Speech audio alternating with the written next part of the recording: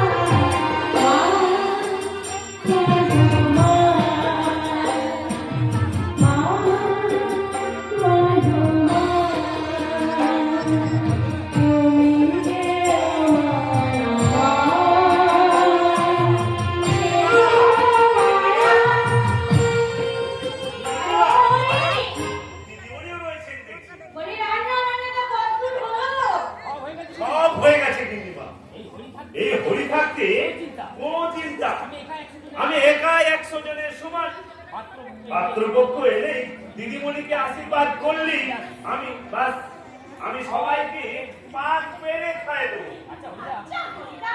তুমি তাড়াতাড়ি করে রান্না করতে গিয়ে নুনের বদলে ঝাল আর ঝালের বদলে মিষ্টি দিয়ে ফেলবি তো?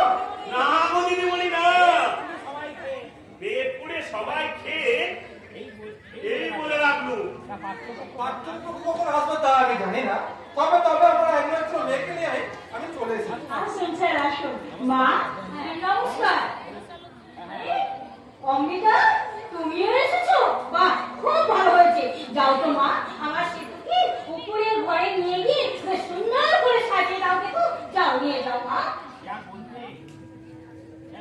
বলতে মাসিমা, সেদিকে আমি এমন সুন্দর করে সাজিয়ে দেবো যে জামাই বলে একবার দেখে সাজিয়ে দেখতেই থাকবে। এসো বেশি তো ওই ওনাদের জন্য কি জলের ব্যবস্থা কর। জল মিষ্টি ঠিক আছে আমি এক্ষুনি যাবো আর আসবো। সুলতা দেবী, সিঁদুরের মুখে আমি সবই শুনেছি। আসলে সিঁদুর তো আমার মেয়ের মতো, তাই বলছি যদি কিছু প্রয়োজন পড়ে কোনো দ্বিধাবোধ করবেন না, তাহলে আশীর্বাদে পড়বো না, সারা ফেলে হয়ে যান। ঠিকই বলেছিস রাজান, আমি এখন ওদেরকে ডাকি। অমৃতা, ওই সিঁদুরটি সাজানো সব দুটা তিনটা বাইরে থেকে এসেছে। আমাদের ছেলেগুলো আমি গ্রামে বেড়ে চ্যানেল মাঝে দেখে চলে গ্রামে দিকে লোক দেখবি না কেন? হ্যাঁ চলো আমরা সবাই মিলে যাই।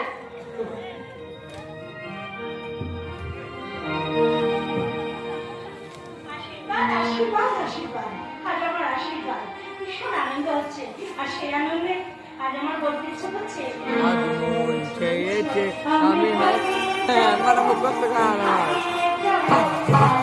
কথা ছোট বাচ্চা চাইয়ে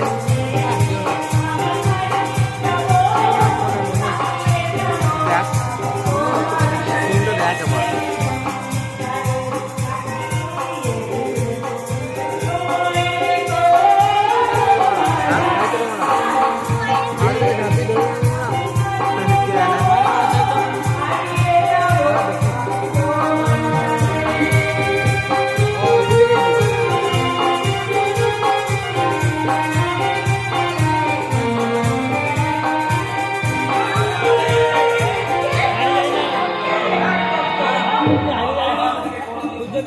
আমার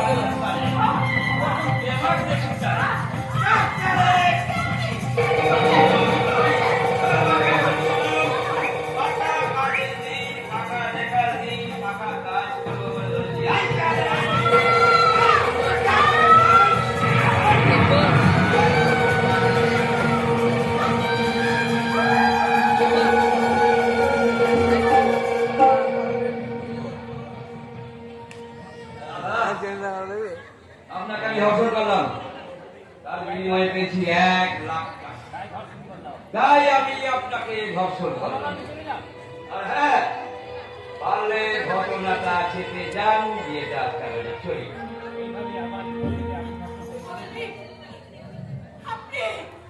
আপনি আমার জীবনটাকে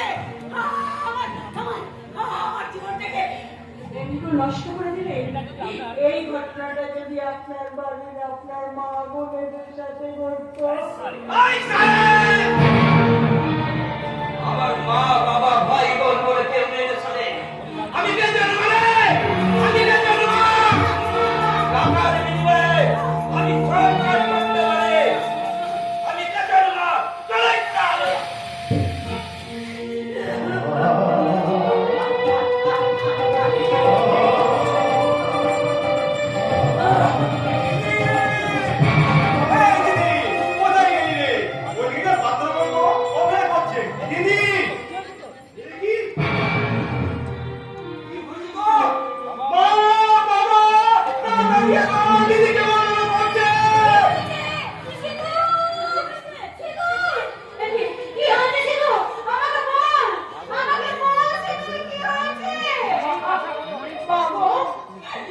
তুমি যে অনেক আশা নিয়ে অনেক স্বপ্ন নিয়ে শীতকে শিরুল পড়াতে চেয়েছিলে মা সেই শিরুল আজ আমাদের এলাকায় ছেড়ে মাটির যতই উর্বর হোক না কেন মা সে মাটিতে যতই জল দাও না কেন মা আজ মরা গাছে কখনো পাতা আসে না মা আমি যে সেই গাছ পড়া গাছ মা আমি নষ্ট হয়ে গেছি মা আমি নষ্ট হয়ে গেছি আমি আজ ধর্ষিত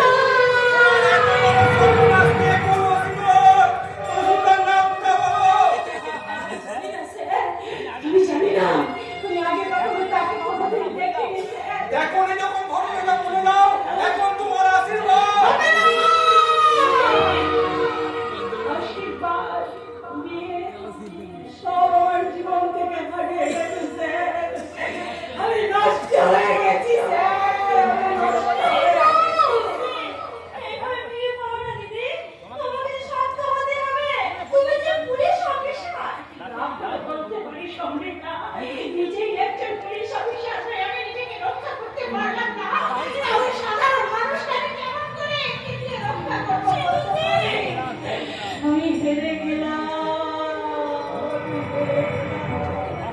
আমার জীবনের আশা আকাঙ্ক্ষা স্বপ্নগুলো এক ঘুরে গেল বৈশাখের চলে কার কোটার মতো করে চলে গেল আমার সেদিকে সিঁদুরের বদলে লেগে গেল কলঙ্কের কার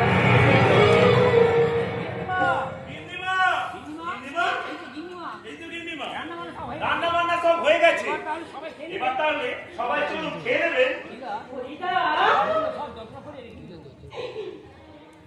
আমার গুলো সব যত্ন করে রেখেছি হরিদা আমার আশীর্বাদে না খেলেও আমার সত্যের দিনে তোমরা পেট পুরে খেও হরিণা, পেট পুরে খেও। চলে যাও, তোমরা সবাই চলে যাও, তোমরা সবাই চলে যাও। আমাকে একা থাকতে দাও, আমাকে ঠিক আছে, বলেই যাচ্ছি। আমি জানতাম এমন কিছু একটা হবে। অভয় আছে, আর অভয়টা চিরকাল অভয় থাকে। সুলতা, শত চেষ্টা করলেও না ময়লা কখনো শ্বেত পাথর হয় না, শ্বেত পাথর। বোকা চলাই। এই ঈশ্বর, এই ঘটনা শোনার পর আমি এখনো বেঁচে আছি কি করে? এই লোক সমাজে ভূত দেবো কি করে? আমার মৃত্যু না ঘটক, আমার মৃত্যু না। মানুষ যে এত নির্দয় হতে পারে তা আমি মনোবাবুকে না দেখলে বুঝতে পারতাম না। ছি মনোবাবু, ছি ছি ছি। আপনার তো এখন উচিত মেয়েটার পাশে দাঁড়ানো। স্যার, আমি পুলিশের চাকরিটা ছেড়ে দেবো স্যার। কি বলছো তুমি? ঠিকই বলছি রে, আমি ঠিকই বলছি। আপনারা যান, আপনারা এখান থেকে চলে যান স্যার, আমাকে একটু একা থাকতে দিন।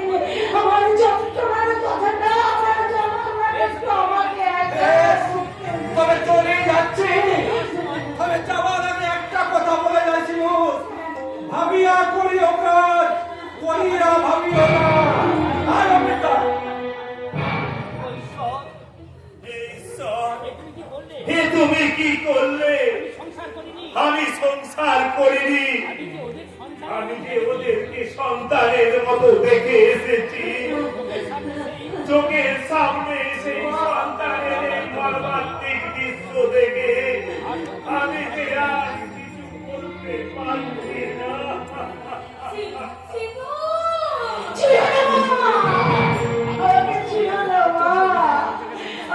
নষ্ট হয়ে গেছে।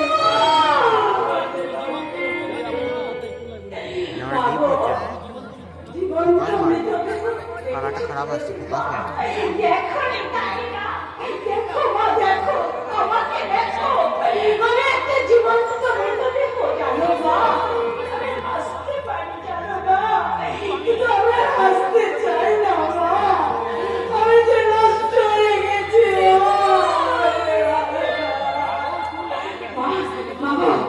আমাকে একটুখানি বিষ এনে দিতে পারো মা, একটুখানি বিষ।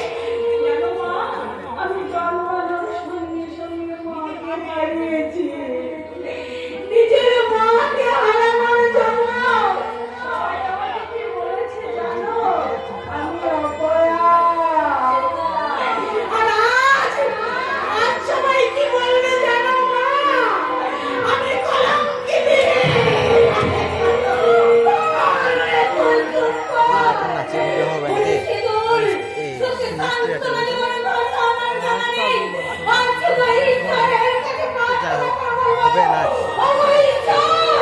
তোমার কাছে আমি এমন একটি পাপ করেছিলাম যারে সাজা তুমি আমার জীবনের উপর এইভাবে দিলে।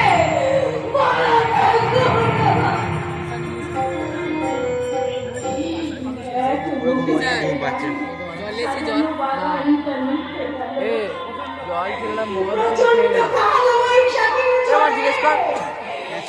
তছনছ হয়ে গেল আমার বর্তমান, আমার ভবিষ্যৎ। সত্যি করে ওই সানায়ের সুরটা কোথা থেকে ভেসে আসছে এও বিশ্বাস করে না, এও বিশ্বাস করে না, এটা তো খাওয়া এত ব্যথা, এত যন্ত্রণা আমি বুঝতে পারিনি, আমি বুঝতে পারিনি। শুভ, শুভ সাহেব বলছিল কালকে একটু খাওয়া দাওয়া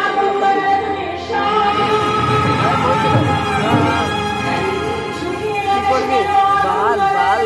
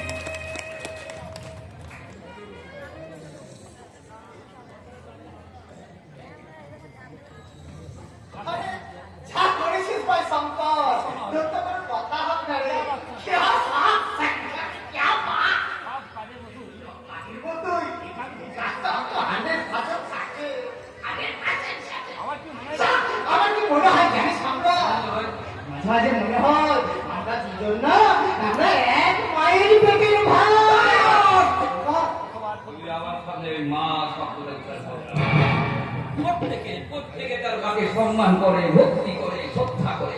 আর আমি সারা আমার তাকে ঘৃণা করি। জন্মানোর মাত্রই যে নোংরা ডাস্টবিনে ফেলে আমাকে ডুবে ফেলে দেয়, সে কখনো কোনোদিন মা হতে পারে না। তাই আমার কাছে মা, বাবা, ভাই, বোন কিচ্ছু নেই। মাথা ঠান্ডা করে শঙ্কর, তোকে তো অনেক মদ খেতে হবে, অনেক মদ খেয়েছিস। আরেকটু মদ খাবি, ঠিক আছে? আর বলবো না রে তোকে, আর শব্দটা তোর কাছে আর কখন উচ্চারণ করবো না রে। তুই মানে আনন্দ, এই আজকের এই আনন্দ মুহূর্তটা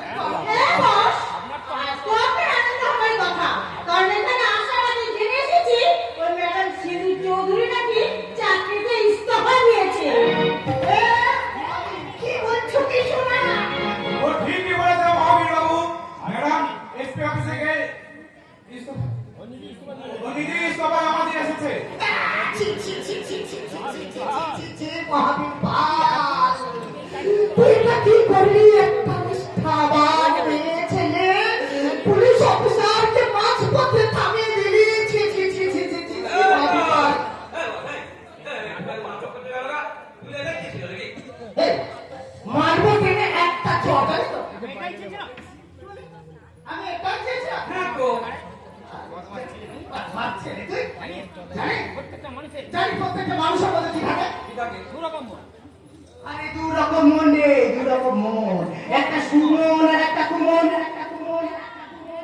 আমার কুমনটা বললো এটা করে দে, আমি করে দিলাম। কিন্তু সুমনটা কি বললো জানি? মহাবীর পাল, ছোট মাল, এটা তুই কেন করলি মহাবীর পাল? দেখা শঙ্কর, আমার স্বভাবটা তুই তো জানিস, এত সুরের সুরের বাচ্চা কত জাতি তো হবে একটু মানুষ নাকি তুই বল? আরে শোনা, তুমি বলো তোমার শরীরের মধ্যে যা যা আছে আমার মধ্যে তাই তাই আছে নাকি?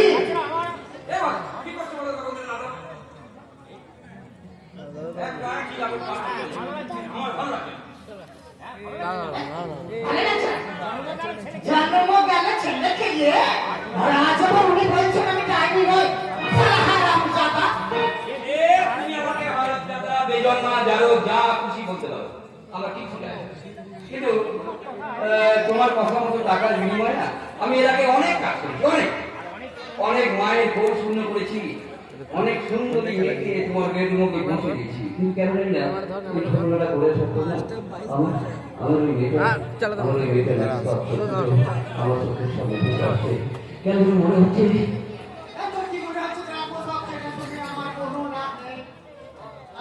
কথা বলছি ভাই, সব জেনে শোনার কোনো লাভ নেই। আরে কাজটা পা করে তুই অনেক টাকা নিচ্ছিস, অনেক টাকা।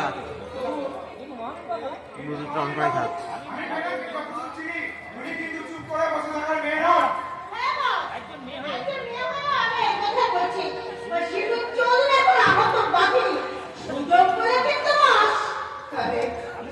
আমিও মহাবীর পাল, আমি পালির মতো ছেড়ে ছাড়তে মাল।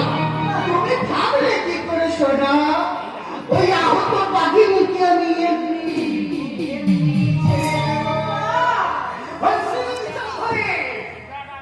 ওর সিদ্ধার একটা খান খান করে দিতে দেওয়া ব্যবস্থাটা আমি একদম করে রেখেছি। আরে বিষয়টাকে হাঁটতে দে, ওর তো কোনো ঠিক নাই। আরে বিষয়টা আসুক, সব জানতে পারবি। আমি চলে এসেছি, সঙ্গে করে নিয়ে এসেছি। আমাকে ডেকে পাঠিয়েছেন কেন? আমি তো আপনাকে ঠিক চিনতে পারলাম না।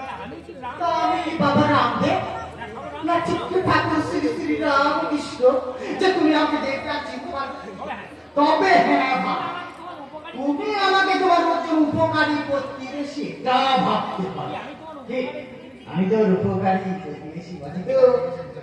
দেখো ভাই, তোমার দিদিকে নিয়ে নিশিগঞ্জের মাটিতে যা হয়ে গেছে না, সেই নিশিগঞ্জের মানুষগুলো না একদম ছ্যা করছে। আর মাঝে মাঝে মনে হয় যে তোমার দিদির সঙ্গে যে ঘটনাটা ঘটিয়েছে না, সেই ঘটনাটাকে আমি তুমি জানতে পারবে।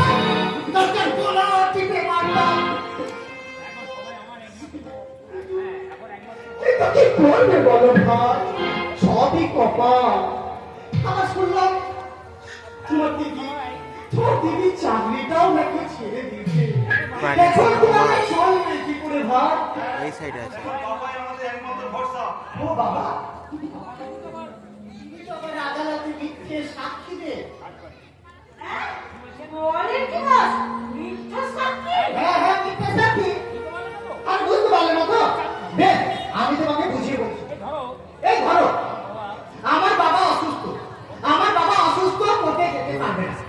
তখন এই প্রত্যুষের বাবা মনোহর বাবু, আমার বাবা সেকে টাকার বিনিময়ে আদালতে গিয়ে ওই জজ সাহেবের সঙ্গে আমি যা যা বলবো, যা যা বলবো, সব গড়গড় করে বলে দেবে।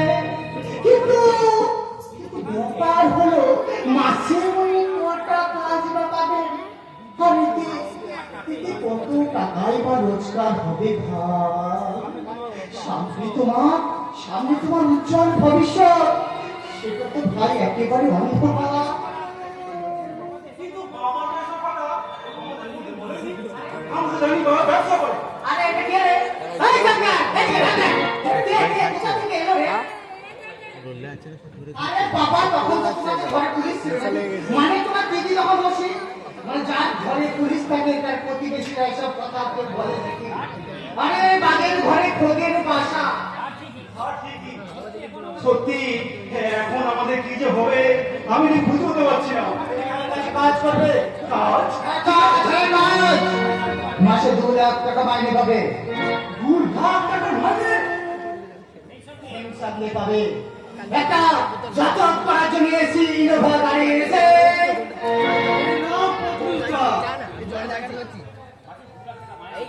বলছে 2 লাখ টাকার মাইনে, এসি ইনোভা গাড়ির চাবি। শুধু তাই নয়, আর বসবাস করার জন্য তোমাকে একটা 2 ফ্ল্যাট দিতে হবে। তার দক্ষিণ দিকে একটা জানালা থাকবে, দক্ষিণে বাতাস বলবে ফুটুর ফুটুর ফুটুর করে বাতাস।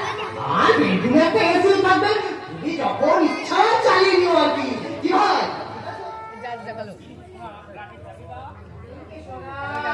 এখন রেডি হয়েছে নাকি? দাও দাও। এটাও প্রত্যেকটা।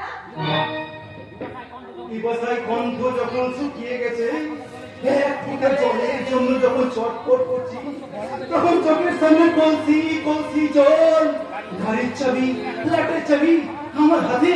আমি স্বপ্ন দেখছি না তো। হরে কৃষ্ণ, তুমি স্বপ্ন দেখছো কেন ভাই? তুমি বাস্তবের মাটিতেই পা দাঁড়িয়ে আছো।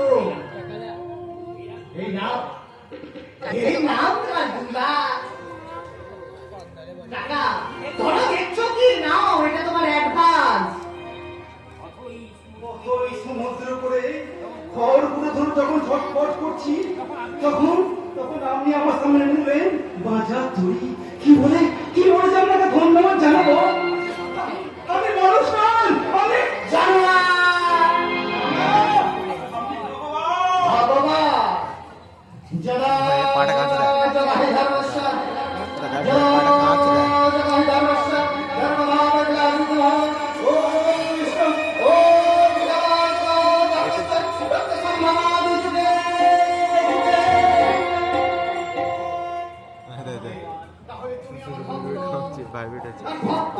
আশীর্বাদ না করে থাকা যায়?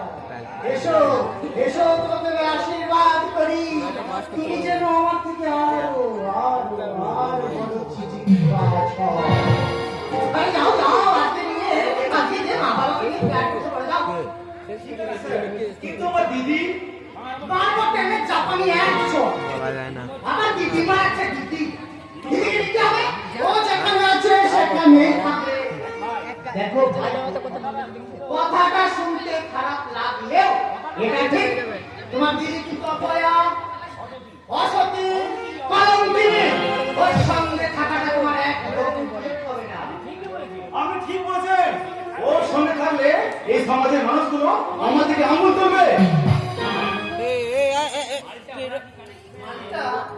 মালটা একেবারে 4G কানেকশনের মতো টক করে দিয়েছে, বুঝলে?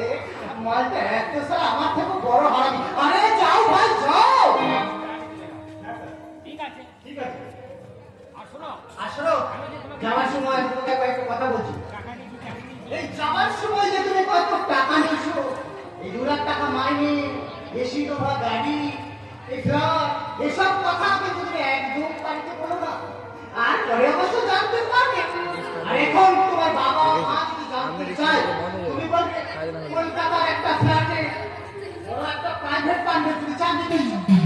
এই মালিক তোমাকে টাকা, চাকরি, গাড়ি সব দিয়েছে। এখন যাও, তাতে চলে যাও, তাতে চলে যাও। ঠিক আছে আমি তাহলে জমিদার এখন কি বিজলি রে শামুকা? বুঝলাম, তুমি এরপর আস্তে আস্তে তোমরা পরিবারটা খেয়ে আমাকে গোলগোলায় নিয়ে যাবে। জঙ্গি সংগঠন ঘুরে গেছে, আমরা রাস্তা পাকা রাস্তাটা পরিষ্কার হয়ে গেছে। ঠিক তাই। সিধু চৌধুরী শুধু কাঁদবে। মহাবীর পাল মানে আপনি শুধুই